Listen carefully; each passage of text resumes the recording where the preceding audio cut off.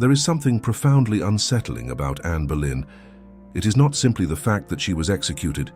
Tudor England witnessed many falls, many conspiracies, many heads taken by axe or sword.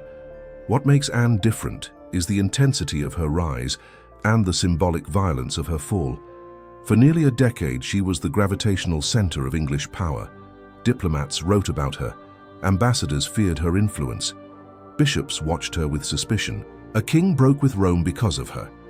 A new church emerged in the shadow of her existence. And yet, just 3 years after becoming queen, she was kneeling on the straw inside the Tower of London, waiting for a French sword to end her life with a single, clean stroke.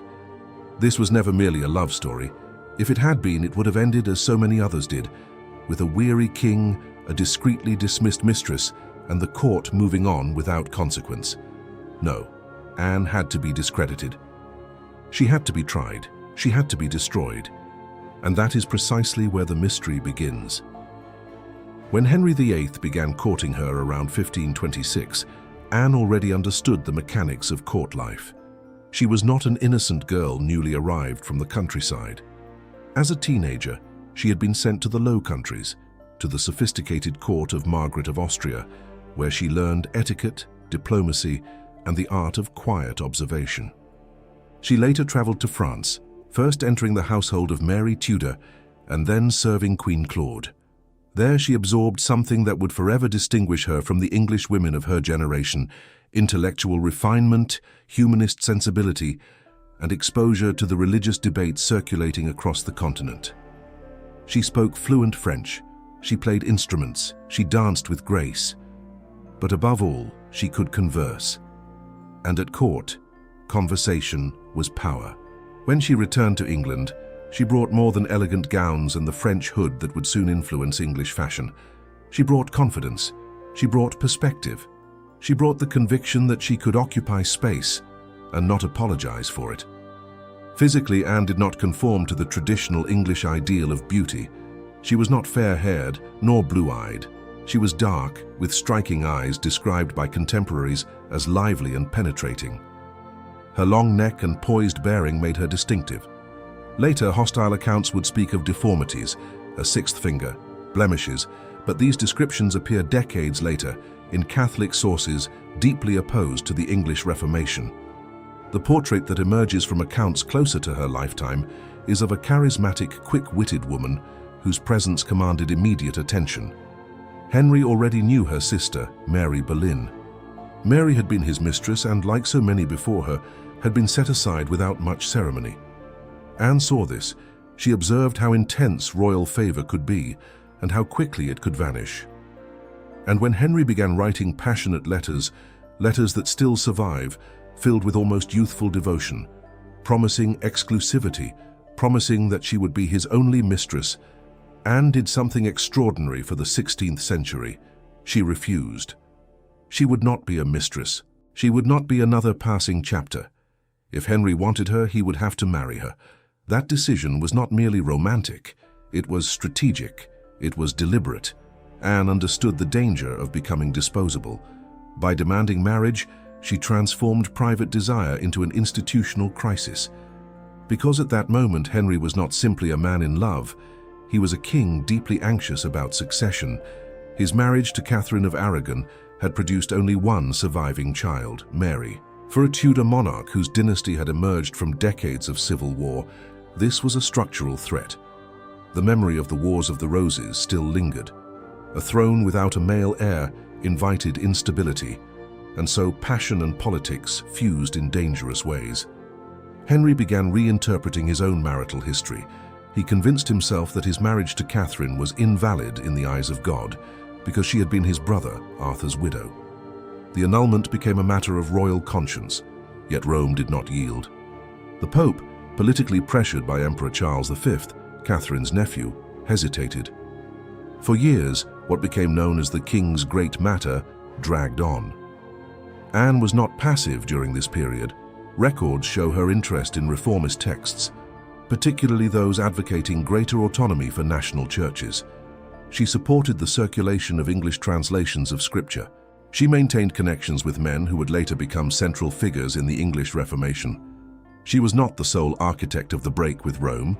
That would be an oversimplification, but she stood at the heart of an intellectual circle that offered Henry theological alternatives.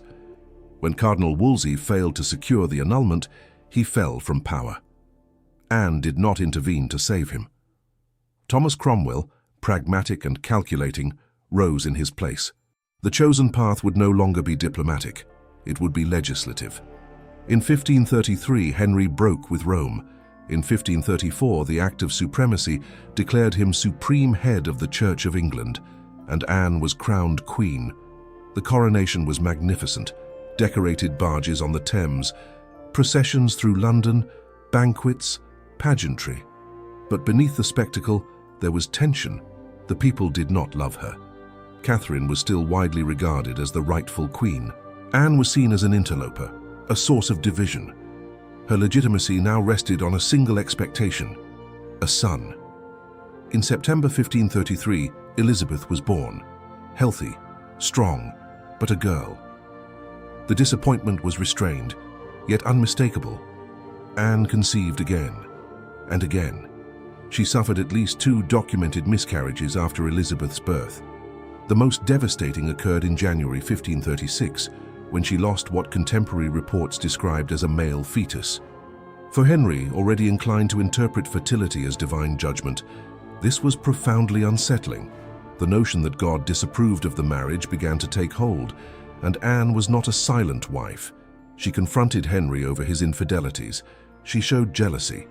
She involved herself in political matters. She disagreed with Cromwell over the fate of the wealth seized from dissolved monasteries. While he saw an opportunity to strengthen the crown financially, Anne advocated that a portion be directed towards education and charitable causes. This was not a trivial disagreement. It was a clash of vision. She did not fit the traditional mold of a consort. She refused invisibility.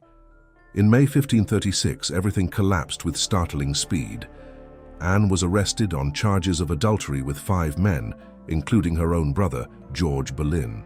The dates presented at trial contain verifiable inconsistencies. Some place Anne in locations where records show she was elsewhere. Most modern historians consider the proceedings politically constructed. The only man to confess, Mark Smeaton, was a musician of modest background, lacking aristocratic protection. The others maintained their innocence until the end. Shortly before her execution, her marriage to Henry was annulled on the grounds of his prior relationship with Mary Boleyn. If the marriage was invalid, the legal logic of adultery became deeply contradictory. Yet the sentence stood. This was not merely moral condemnation, it was permanent removal. On 19th May 1536, Anne ascended the scaffold within the Tower of London. Witnesses described her composure, her steady voice, her refusal to openly accuse the king. The French sword fell with precision. Silence. 11 days later, Henry married Jane Seymour. But the story did not end there. Elizabeth, declared illegitimate after her mother's death, would later be restored to the line of succession. She would reign for 45 years. She would consolidate England's Protestant identity. She would face internal rebellion and foreign threat. She would give her name to an era. Anne Boleyn was judged too dangerous to live. And with quiet irony, her daughter would redefine the destiny of the realm. Perhaps Anne was not eliminated for seduction. Perhaps she was eliminated for influence, for intelligence, for presence, for refusing to remain silent. She began as desire. She became a catalyst. She ended as a threat. And in Tudor England, threats were removed. If this story has allowed you to see Anne Boleyn beyond the myths, this is Lost Records, the channel where history is revisited with fresh eyes. Leave your like, subscribe, and join us for the stories still waiting to be told. There are many more Lost Records on the way. Until next time, take care and cheers.